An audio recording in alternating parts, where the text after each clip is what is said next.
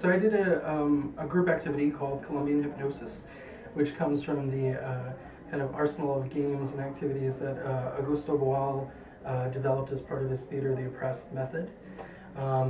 It's a paired activity where people kind of follow the lead of the other person, or kind of hypnotized, so to speak, and have to follow physical commands without talking, or usually without talking. That's really not a directive, but I thought what was interesting is that people just don't talk and communicate with each other. Eventually, the pairs take turns leading and following one another, and then we all get together as a group. And today there was about 40 people in the room, which is, I think, the largest I've seen it. Well, I've seen it and also facilitated it.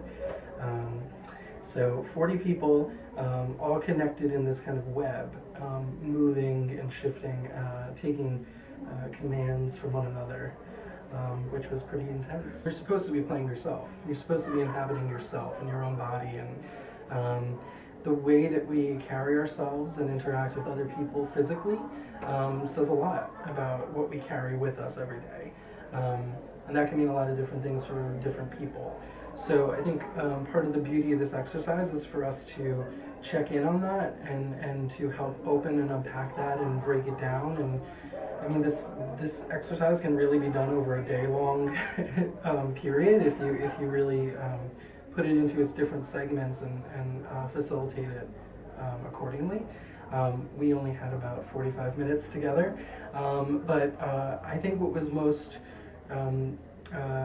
inspiring for me to see as a facilitator was I did notice the level of care that other people tried to take for others at the expense of themselves a lot of time physically, like the people contorting their bodies in certain ways to make sure that the person following them or behind them didn't have to suffer physically, or speed up or slow down, or we added some different layers of adjectives onto the activity, like power or fight, and things like that. So you saw how people sometimes cared for one another, but also under the system in which they're working in and functioning in, can't care for anyone other than themselves and their limited perspective.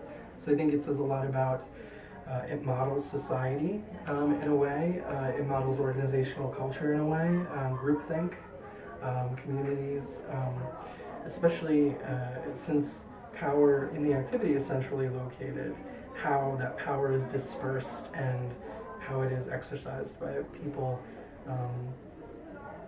in the periphery, or people really on the fringes usually have a hard time keeping up with what's happening in the middle. So I think it says a lot about society. So for me, the joy that I got out of facilitating today and facilitating that activity specifically was seeing people's eyes wake up in that moment of recognition where this is why we're doing that activity. This is why this activity is designed the way it is. This is why it makes sense, as opposed to just a traditional warm-up or a focusing exercise. This had purpose, and it had purpose. I think everybody recognized that and articulated it in really powerful, deep ways.